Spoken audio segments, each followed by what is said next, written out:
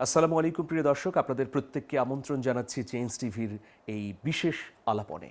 প্রিয় দর্শক, আজ আমাদের সাথে উপস্থিত রয়েছেন বিএনপির জাতীয় স্থায়ী কমিটির অন্যতম সদস্য, সাবেক মন্ত্রী, অবিভক্ত ঢাকার মেয়র জনাব মির্জা আব্বাস। আপনাকে স্বাগত জানাচ্ছি আমাদের এই আলাপনে। আমিও দর্শক এবং তোমাদেরকে ধন্যবাদ জানাচ্ছি যে আমাকে তোমরা এখানে আমন্ত্রণ জানিয়েছো। গত 2-3 দিন ধরে আমরা একটা আলোচনা দেখছি আপনাকে ঘিরে। আপনার ব্যাংক প্রতিষ্ঠা করা বা আপনার ব্যক্তিগত সম্পদ, বিত্ত বৈভব, আপনার ব্যক্তিগত জীবন, নানা বিষয় নিয়ে সামনে আনা হয়েছে এবং এগুলো নিয়ে প্রশ্ন ছুড়ে দেওয়া হয়েছে। এই বিষয়ে আপনি কি বলবেন? এখন কোনো ব্যক্তি আমার সম্পর্কে যদি না জেনে কোনো কথা বলে, সেখানে আমার কিছু বলার থাকে না। আমার সম্বন্ধে বলছে ঢাকা ব্যাংক আমার ব্যাংক।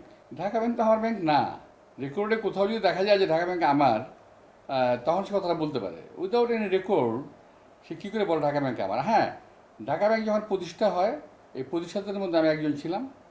এবং ঢাকা ব্যাংক প্রতিষ্ঠিত হয়েছে 20 জনকে নিয়ে, একজন একক একক ব্যক্তির মালিকানায় ঢাকা ব্যাংক না। এবং কোনো ব্যাংক একক মালিকানায় হয় না।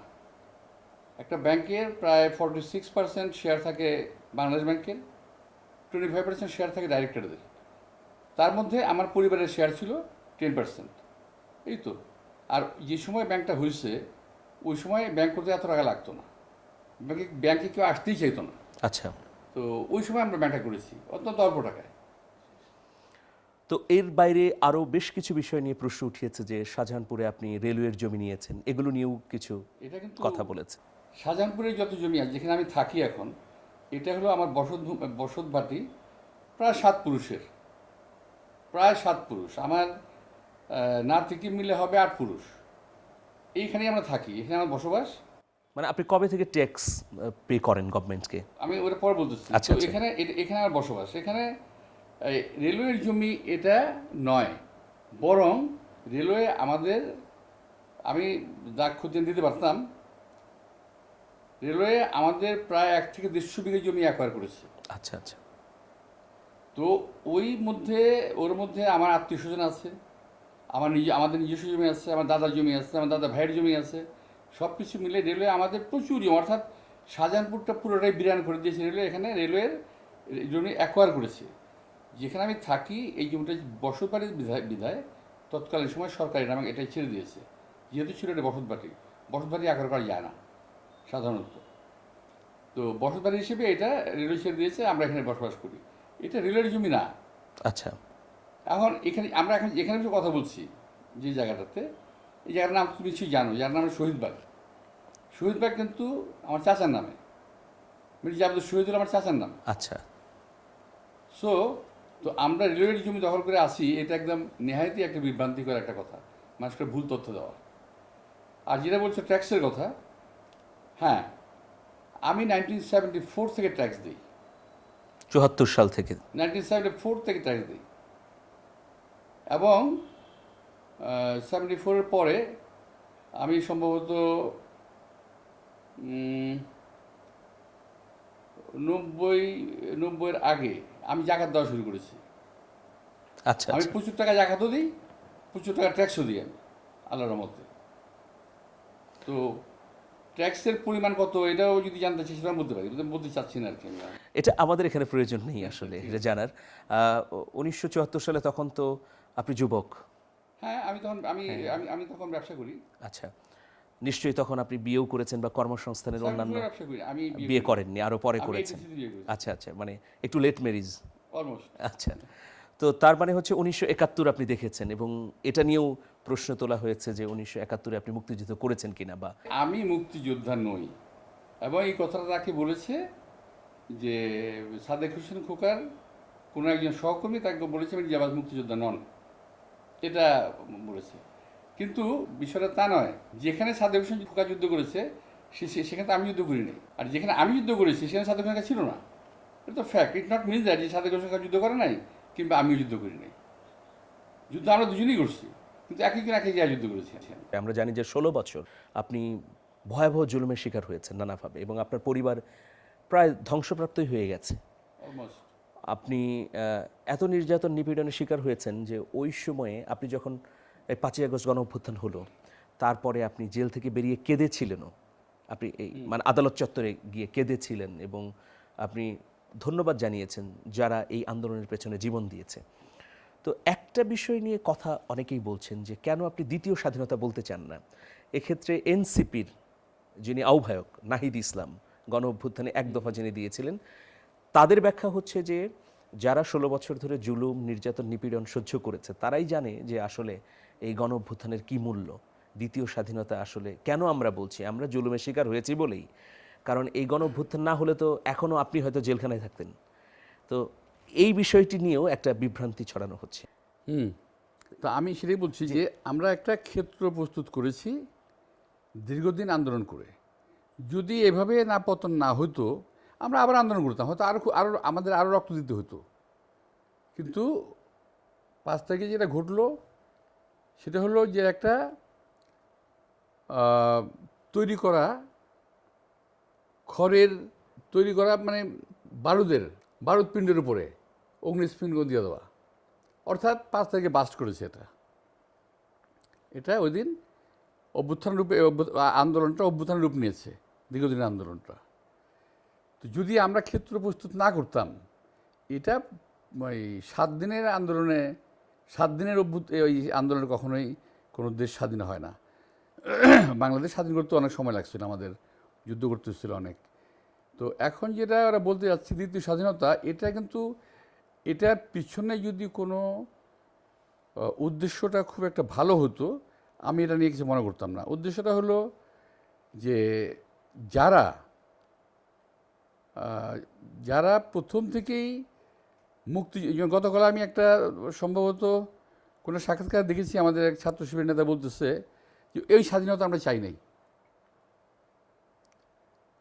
যেই ছাত্রনেতা বললো কথাটা, সেই ছাত্রনেতা তখন জন্ম হয় নাই। আমি মানে এইটা না, অন্য একটা দলের ছাত্রনেতা, এনসিপি না কিন্তু। আচ্ছা, বুঝতে পেরেছি। আমি বলছি শিবিরের কথা বলতেছি, শিবিরের একজন ছাত্রনেতা কালকে এক বক্তব্যে সে বলছে যে এই স্বাধীনতা আমরা চাই নাই, এটা একটা এক ধরনের ভ্রান্ত স্বাধীনতা কিংবা অন্য ধরনের স্বাধীনতা আমরা চাই নাই। তার মানে হলো যে তারা ওই সময় স্বাধীনতাটাকে অস্বীকার করছে এবং এটাকে স্বাধীনতা বলে নিজেদেরকে স্টাবলিশ করতে যাচ্ছে। অর্থাৎ বিগত দিনে আমাদের কিংবা জিয়া রহমানের কিংবা যারা স্বাধীনতা যুদ্ধ করেছে যা ভূমিকা ছিল, সেই ভূমিকাটাকে ম্লান করে দিতে চাচ্ছে তারা। এখানেই আপত্তিটা। দ্বিতীয় স্বাধীনতা কেন যদি হয়, তাহলে 71 আমরা যখন নাকি 91 যখন এই সাথে পতন ঘটলো, তখন তো আমার বয়স এদেরই মতো। তখন কি আমরা বলছি যে দ্বিতীয় স্বাধীনতা? এই 79 বছর আমাদের অত্যাচার করেছে। হাসিনা যে অত্যাচার করেছে আজকে কম করে নাই। ওই সময়ের জন্য ওই এরশাদের ওই অত্যাচারটা ছিল মারাত্মক ওই সময়ের জন্য। সময় বিবর্তনে আজকে অত্যাচারের মাত্রা বেড়েছে। তো ওই সময়ের জন্য আমাদের উপর যেটা ছিল, কারণ এরশাদের সময় পাক্কা 9টা বছর আমাকে পলাতক থাকতে হয়েছে। আমার জীবনের 15টা বছর আমি পলাতক ছিলাম। এরশাদের 9 বছর, হাসিনার 6 বছর আমি পলাতক ছিলাম। তো এইভাবে তো বাংলাদেশের বহু ছাত্র যুবকের জীবনের বিনিময়ে একটা ক্ষেত্র প্রস্তুত হয়েছে। তারপর আজকে আমাদের এই স্বাধীন এই যে আজকে যে অভ্যুত্থান কিংবা আন্দোলন এবং হাসিনার পতন হয়ে গেল যেটা। তো এটাকে তো আমরা যেমন খাটো করে দেখি না, আবার এটাকে আমাদের মুক্তিযুদ্ধের চিন্তা বড় করে দেখা যাবে না। এটা ঠিক যে আমরা 91 সুরের শাসককে হটিয়েছিলাম, আমরা 24-এও সুরের শাসককে হটিয়েছি আমরা। কে গেল? হাসিনা গেল। সে কী ছিল? ফ্যাসিস্ট, সুরের শাসক। ফ্যাসিস্টের হাত থেকে মুক্ত হওয়া মানে স্বাধীনতা নয়। ফ্যাসিস্টের হাত থেকে মুক্ত হয়েছি আমরা। পৃথিবীর বহু দেশ ফ্যাসিজমের হাত থেকে মুক্ত হয়েছে, কিন্তু স্বাধীন হয় নাই। তো অনেকে অনেক কথা বলবেন, বিভিন্ন রাষ্ট্রের কথা বলবেন, ফ্রান্সের কথা বলতে হবে। ফ্রান্সে প্রায় 5টা না 6টা বিপ্লব হয়ে গেছে, কিন্তু তারা কি বারবারই স্বাধীন হয়েছে? একবারই স্বাধীন হয়েছে, কিন্তু বিপ্লবে সরকারের পতন ঘটছে। তো এখন যে বিষয়টি বলছে যে এই 16 বছরে নির্বাচন ব্যবস্থাকে ধ্বংস করা হয়েছে, এরপর দুদক, প্রশাসনিক ব্যবস্থা, সকল ব্যবস্থা, আদালত, মানে রাষ্ট্রীয় যত প্রতিষ্ঠান আছে, সাংবিধানিক প্রতিষ্ঠানগুলোকে একেবারে ধ্বংস করে দিয়েছে। এখন ওই ধ্বংসস্তূপের উপর দাঁড়িয়ে যদি নতুন করে নতুন ব্যবস্থাপনা সামনে না আনা হয় তাহলে বাংলাদেশটা সোজা পথে চলবে না। সেই জন্যে যেমন এনসিপি বলছে তাদের যুক্তিতে যে এটা সেকেন্ড রিপাবলিক করতে হবে, বা অনেকে বলছেন যে এটা দ্বিতীয় স্বাধীনতা, কারণ ওই স্বাধীনতার হাত ধরে এটা হচ্ছে এমন একটা পর্যায়ে উপনীত হওয়া যেখানে বাংলাদেশকে নতুন করে পুনর্গঠন করা। সেই বিষয়ে বিএনপির কি কোনো দ্বিমত আছে কিনা? না, এখানে তো ওদের যে মত, সেই মতের সঙ্গে তো আমাদের পার্থক্য আছেই। ওরা যেভাবে বলতেছে যে একটা ধ্বংসস্তূপে দাঁড়িয়ে আমাদেরকে সেকেন্ড রিপাবলিক করতে হবে, এখানে আমাদের দ্বিমত আছে। অন্তত আমার দ্বিমত আছে, দল আছে কিনা জানি না, আমার দ্বিমত আছে। সেকেন্ড রিপাবলিক বলতে এখন এটা খাটে না। এটা করতে পারতো তারা যদি প্রথমেই একটা বিপ্লবী সরকার হতো, যদি মানে এটা 5ই আগস্টের পরের কথা বলছেন। পর্ব করতে পারতো। করে নাই যখন, এখন এটা হওয়ার সুযোগ নাই। আপনি কি মনে করেন যে 5ই আগস্টের পরে 8ই আগস্ট সরকার গঠন করা হলো ডক্টর মোহাম্মদ ইউনূসের নেতৃত্বে, এর মধ্যে ছাত্রদের কিছু ভুল আছে এই গণঅভ্যুত্থান হওয়ার পরে? যেভাবে সরকার গঠন করা দরকার ছিল, যাদেরকে এই অন্তর্বর্তী সরকারে যুক্ত করার কথা ছিল সেভাবে হয়নি। তারা এখন যেমন বলছে যে সেকেন্ড রিপাবলিক করতে হবে বা সংবিধান বাতিল করে দিতে হবে, সেই বিষয়গুলো কি তারা 5ই আগস্টের পরে করতে পারতো কিনা? আসল বিষয়টা হচ্ছে কি, 5ই আগস্ট যে হঠাৎ করে হাসিনা চলে যাবে, এটা পৃথিবীর কারোই জানা ছিল না। এমনকি আমরা যারা এটা ভোগ করতেছি এখন, কিংবা ছাত্ররা যারা যারা নাকি কী বলে আমাদের এনসিপি, ওরা যারা বলতেছে, নাহিদ, সার্জিস, হাসনা যে বলতেছে, ওরাও কি জানতো? হঠাৎ করে বলতে পারবে যে হ্যাঁ 5ই আগস্ট চলে যাবেও? কেউ জানতো না, হঠাৎ হয়ে গেছে। সুতরাং ওই সময়টাতে হঠাৎ করেই সুন্দর একটা সঠিক সিদ্ধান্ত নেওয়ার জন্য, যেটা হওয়া উচিত ছিল, সবাইকে মিলে ডেকে বসে কথা বলে একটা কিছু করা, এটা বুদ্ধি রাখার মাথা আসে নাই। যে কারণে কিছু ঘাটতি তৈরি হয়েছে মনে করেন? অফকোর্স। তো ছাত্ররা বলছে যে যখন রাষ্ট্রপতিকে অপসারণের বিষয় আসলো, সেই বিষয়েও বিএনপি অপসারণের বিষয়ে নারাজ হলো। আমি এই কথাটা ভেবে বলতে চাই যে বিএনপি নারাজ হয় নাই, আচ্ছা, এটাকে ভুল ব্যাখ্যা করা হচ্ছে। বিএনপি সাংবিধানিক কিছু কথা বলেছে, যে সাংবিধানিক কিছু বার আছে, সে কথা বলেছে কিন্তু রাষ্ট্রপতিকে অপারেশন করা যাবে না কিংবা করতে দেবো না, আমরা তো বাধা দিই, করলো না কেন? যদি করার প্রয়োজনই ছিল তারা কেন করলো না? আমরা তো কি লাঠি নিয়ে বসেছিলাম না যে করলে আমরা মাথা বেরিয়ে ফারিয়ে ফেলবো? সব কিছু তাদের হাতে। তারা আমন্ত্রণ জানালো ইউনূস সাহেবকে, তাদের কথা ইউনূস সাহেব নিজে বলেছে যে ছাত্রদের আমন্ত্রণ নেমে আসছি। তো ওরা এত কিছু করতে পারলো, এটা করতে পারলো না, চুপকে সাথে পারলো না, বিএনপি বাধা হয়ে দাঁড়ালো। যে কাজটা আমি করতে পারলাম না, সেটা দায়িত্ব বিএনপির উপরে চাপিয়ে দেবো, এটা কি ঠিক? এখন আমরা দেখতে পাচ্ছি যে এই মুহূর্তে যেহেতু আওয়ামী লীগ নেই, আওয়ামী লীগ নিজ থেকেই তাদের অবস্থানকে প্রত্যাহার করেছে বা তাদের নেত্রী পালিয়ে গেছে, বাংলাদেশে বিএনপির পরেই আরেকটা বড় রাজনৈতিক দল জামাত ইসলামী, এরপরে আরও অন্যান্য অনেক দল আছে। আমরা সংস্কারের ক্ষেত্রে দেখছি যে বিএনপি এবং জামাতের মধ্যে সুস্পষ্টভাবে মতামতের একটা দ্বিমত তৈরি হচ্ছে, ফারাক হচ্ছে। কিন্তু আমরা দেখেছি বিএনপি দীর্ঘ সময় ধরে জামাতের সঙ্গে, বা জামাত বিএনপির সঙ্গে ছিল, জামাতকে রেখেছিল বিএনপি, মন্ত্রিত্বও দিয়েছে। তো এখন কেন এত দ্বিমত তৈরি হচ্ছে? কেন এক মতে আসা যাচ্ছে না বিএনপি, জামাত, অন্যান্য রাজনৈতিক দলগুলো? আমি এটা বলতে পারবো না, এটা জামাতের নেতারা ভালো বলতে পারবে। যদি দূরত্ব বিএনপির সঙ্গে জামাতের হয়ে থাকে, ওটা জামাতের জন্য হয়েছে, বিএনপির জন্য না। আচ্ছা, বিএনপি সবসময়ই সহযোগিতার হাত প্রসারিত করেছে এবং প্রসারিত রেখেছে। বিএনপি যখন সুযোগ এসেছে তখন জামাতকে নিয়ে কাজ করেছে। বরং জামাত বরাবর বিএনপির ব্যাগেন্সি চলে গেছে যথাসময়। না, আমি যদি 1986-এর কথা বলি, হাসিনা বললো নির্বাচনে যাবে না, জামাত বলল নির্বাচনে যাবে না, আমরা বললাম নির্বাচনে যাব না। হাসিনা বলেই ফেলল লালদিঘির ময়দানে যারা নির্বাচনে যাবে তারা জাতীয় বিমান হবে। ঠিক এসেই ওই রাত্রেই জামাত হাসিনা মিলে নির্বাচনে চলে গেল। করোনা কি দাঁড়ালো? তো বিএনপি সহযোগিতার হাত বরাবরই প্রসারিত ছিল। আমি 5ই আগস্টের পরেও দেখলাম জামাতের কয়েকটি প্রোগ্রামে আপনি গিয়েছেন, সেখানে বক্তব্য দিয়েছেন। তারপরে আসলে সমস্যাটা কি হলো? এখন তো সাধারণ মানুষ বলছে যে এই অভ্যুত্থানের পক্ষের দুইটা দল একদম বিপরীতমুখী অবস্থানে না, আছে। এখন হয়েছে কি, আচ্ছা আওয়ামী লীগের সঙ্গে কি জামাতের সম্পর্ক ভালো ছিল? না, ছিল না। এখন সবাই ধরে নিছে যে নেক্সট বিএনপি ক্ষমতা আসতেছে। সো বিএনপি ক্ষমতা আসার আগেই বিএনপিকে বিভিন্নভাবে আখ্যায়িত করে চাঁদাবাজ এটা সেটা বলে আমাদের মতো লোকের চরিত্র হনন করে বিএনপিকে সহায় দেওয়ার চেষ্টা করা হচ্ছে এখন থেকেই। আচ্ছা, অর্থাৎ বিএনপিকে যদি মাঠে সহায় দিতে পারে, এরপরে যে আমাদের বেনিফিশিয়ারি, নট এনসিপি। এটাই হলো বিষয়টা, আমার ধারণা। আচ্ছা। আমরা আগামী নির্বাচন নিয়ে নানা ধরনের কথা হচ্ছে। একটা প্রশ্ন ফেলে এসেছিলাম, একটু করি, যে জাতীয় সরকার হওয়ার কথা ছিল, সেটা বিএনপি চায়নি, অনেক অভিযোগ করে। ওই সময় তো বিএনপির জাতীয় সরকার করার কথা না তো। জাতীয় সরকারের প্রস্তাবটা তো বিএনপিকে দিতে হবে। যারা নাকি এরা কৃতিত্বের দাবিদার, যারা আন্দোলনের কৃতিত্বের দাবিদার যারা, ওরা হলো দাবিদার, আমরা হলো অংশীদার। জি। তো অংশীদার হিসেবে বিএনপির কাছে এমন কোনো কংক্রিট প্রস্তাব আসে নাই তো। জনাব তারেক রহমান লন্ডনে আছেন, কিন্তু তিনি দলকে যেভাবে প্রজ্ঞা এবং দূরদর্শিতার মধ্য দিয়ে নির্দেশনা দিচ্ছেন, আমরা দেখতে পাচ্ছি যে 1/11-এর পরে তিনি আস্তে আস্তে প্রাজ্ঞ হয়েছেন। তো কিন্তু আপনি কি মনে করেন যে তারেক রহমান সহ আপনারা যারা সিনিয়র নেতৃবৃন্দ আছেন, তাদের নির্দেশনা কর্মী বাহিনী যথাযথভাবে উপলব্ধি করতে পারছে? দেখেন, আমাদের নেতা তারেক রহমান সাহেব থাকেন বিদেশে। তার মধ্যে একটা পারিবারিক একটা অসুস্থতা উনি আছেন, মা অসুস্থ, এবং অসুস্থ এবং জেলে। এই অবস্থায় বিগত দিনগুলো ওনার উপরে কী ঝড় গেছে, এটা একমাত্র উনি বলতে পারবেন ভালো, আমরা বুঝতে পারি।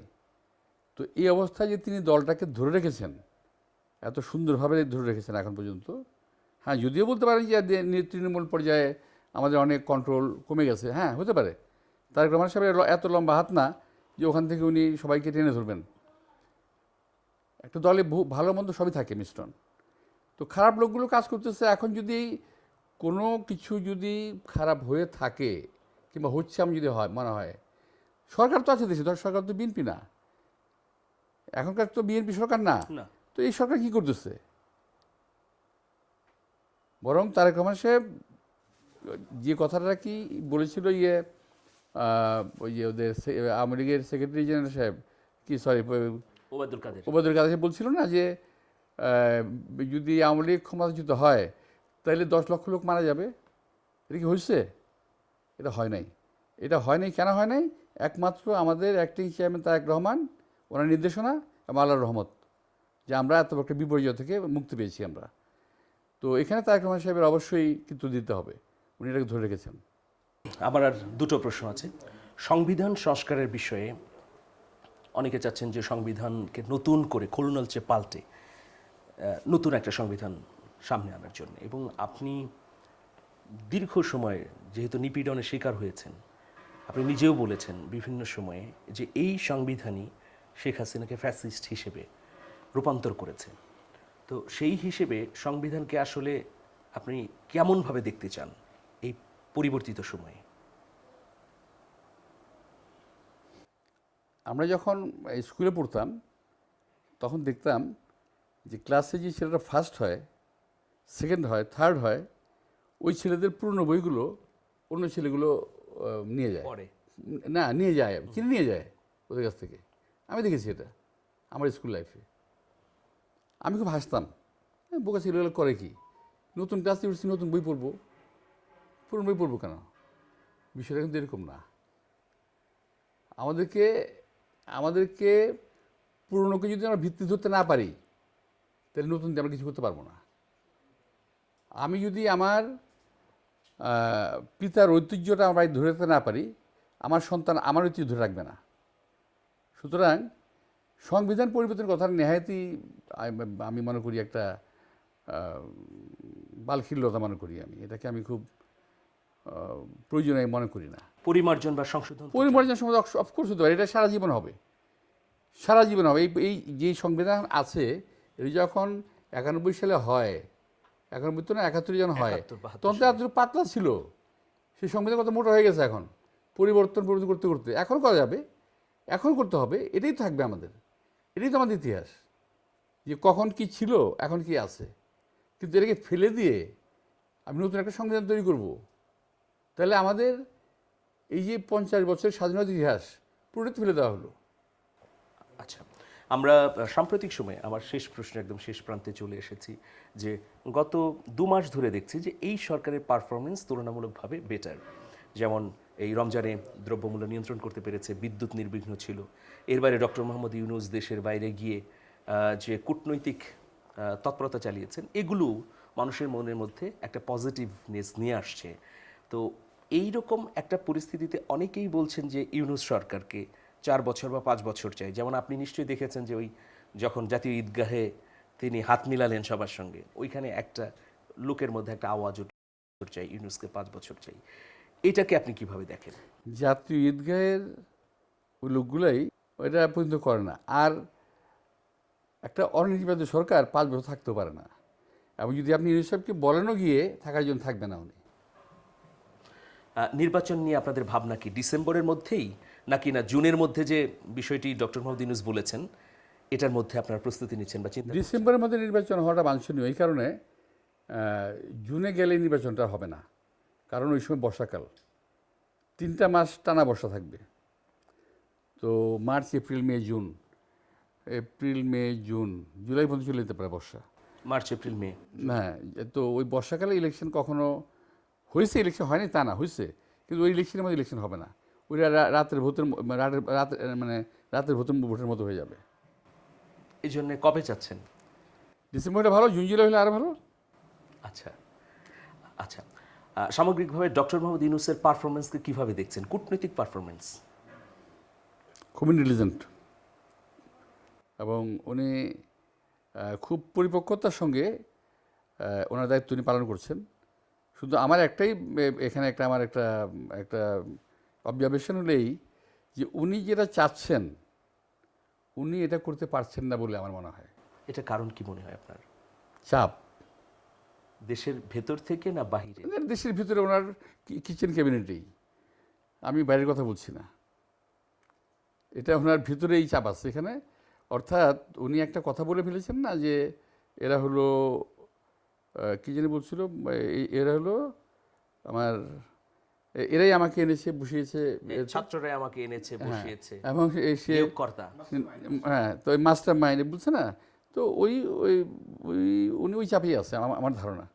আচ্ছা, আপনি দীর্ঘ জীবন রাজনীতিতে কাটালেন, রাজনীতির জন্য একদম রাজনীতির বাইরে আপনি নিজেকে পরিচয় দিতে চান না বা কিছু করেনও নি। সামনের দিনে কোন কাজটা বাকি আছে আপনার, সেটা করতে চান? ডিফিকাল্ট প্রশ্ন, এই প্রশ্নটা খুব খুব ডিফিকাল্ট।